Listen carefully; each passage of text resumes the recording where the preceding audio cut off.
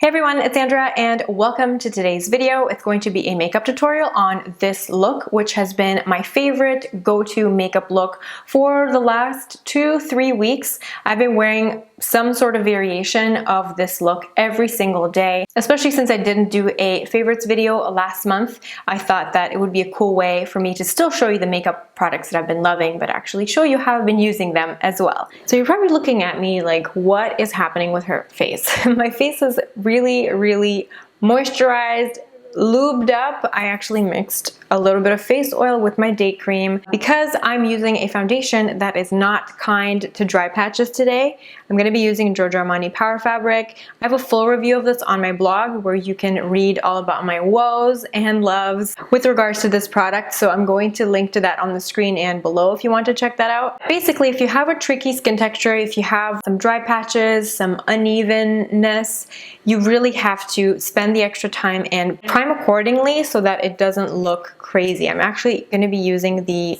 Marc Jacobs Coconut Primer as well, which is really smoothing and hydrating. I love using this primer with foundations that have a lot of coverage and that have more of a demi-matte finish because this kind of helps them glide on and will hopefully make this look less cakey.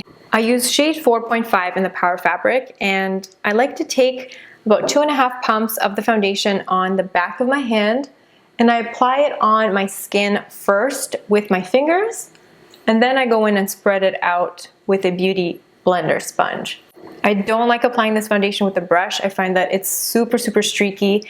Even if I use the Artiste brush, I try to stay away from using a brush with this foundation. The shade is a little bit light for me. I still have some of my fake tan on, but we will be using some bronzing product, so I'm not too worried about this right now. Foundation is really easy to blend.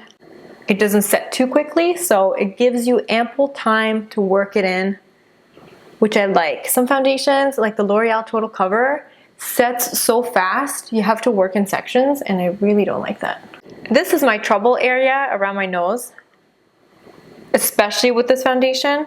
If you check out the blog post that I did, you can actually see what I mean when I say that it gets really cakey. And since I'm using a more hydrating primer, I'm hoping that that will make it last better. The coverage is good. I wouldn't call it full coverage. As you can see, my blemishes are still showing through, but it's a good like between medium full. If you're someone that obviously doesn't have a lot of acne scarring, it probably would be full coverage for you. Lucky you don't have Mount Vesuvius to cover up over there. So as you can see, because we used such a hydrating base, the hydration underneath kind of shines through, so it makes the foundation look a little more glowy on the skin. It's not as demi-matte as it would be if you were to use mattifying products beforehand. So using a really hydrated base underneath helps the application for me, and it helps it look good on dry patches, but it compromises oil control. I'm using the Maybelline Fit Me Concealer in shade number 20 under my eyes.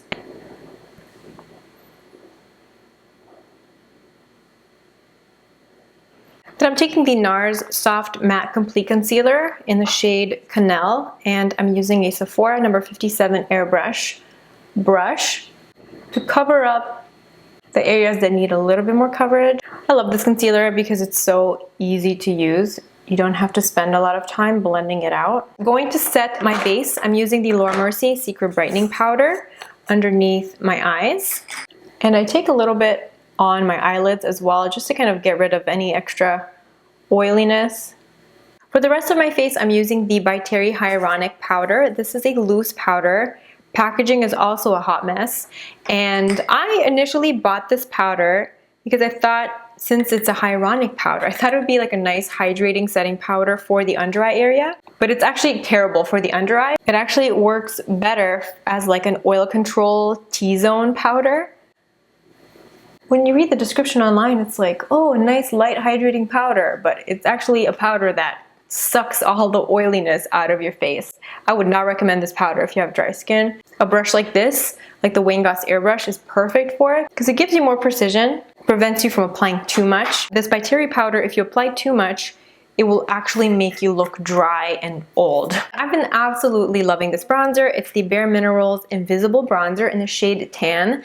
This is a gorgeous natural tan. I like to refer this as a sculpting bronzer because the tones of it are really great for sculpting the face, and the colors match the color that my skin would normally turn in the sun. I'm using a MAC 187 brush just to get a light application. So I'm actually going to chisel my face with the bronzer. It has a beautiful satin finish.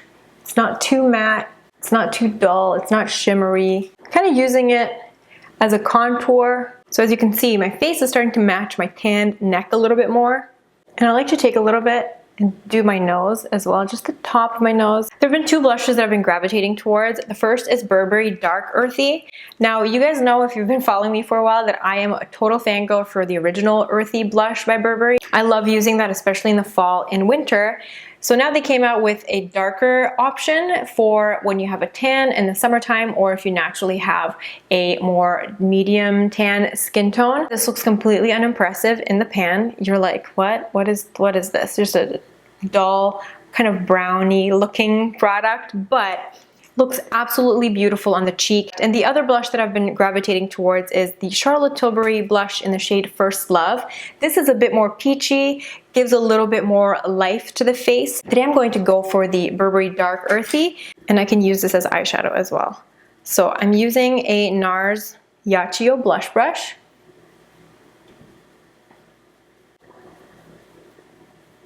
And this works beautifully as an eyeshadow as well.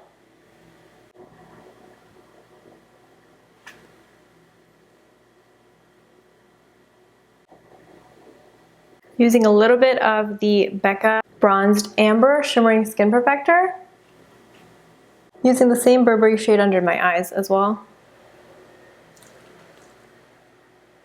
Sometimes if I want a little bit more smokiness, I will add just a tiny bit of the Giorgio Armani eye tint in the shade Camel Smoke in the outer corner, and I blend it in with this Luxie 229 tapered blending brush.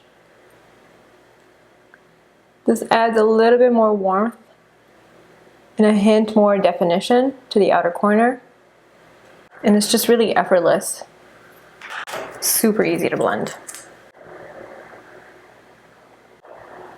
I did my eyebrows off camera because that's never really an interesting thing to watch. I'm curling my lashes with the Japanesque eyelash curlers. If you have lashes that are hard to curl and you really need something that gets in there and gives you a strong curl, these are the best. Then I'm using the Voluminous Butterfly Sculpt Mascara from L'Oreal.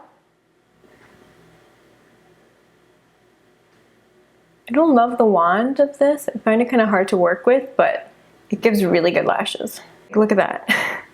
It's so good. Good eyelash curlers, a good mascara, and lash growth serum have just been life-changing for me. Now moving on to my favorite part, which is lips. I've been lining my lips with this Burberry lip contour. This is in the shade medium. I really love this. This is like the lip liner for people who hate lip liner because it doesn't give you that obvious overdrawn look, but it adds volume to your lips in a super subtle way because it just has a rounded applicator. It's not sharp. So it's perfect if you're the type of person that likes to overline their lips just a little bit and fill them in with nude lip liner, because since it's not sharp, it makes it easier to fill in your lips with it. It's faster. But the shape and texture of the product still allow you to overline your lips a little bit. It is a genius product. Then if I really want to go with the all brown monochromatic look, I will do this Burberry Full Kisses lipstick in the shade Nude. But today I'm going to go for a more of a nude pink, so I'm not going to use this. I'm going to use MAC Angel lipstick.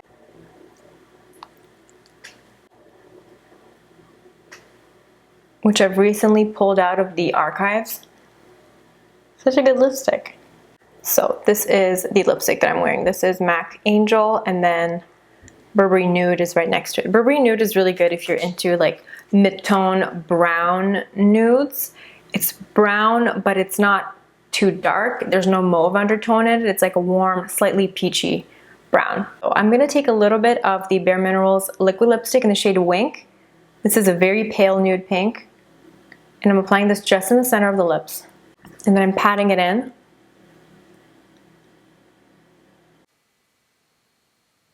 So this is the finished look, my current go-to makeup look with my current favorites. I hope you're having an awesome day. Let me know what makeup you're loving in the comment section below, and I'll see you in my next video. Bye.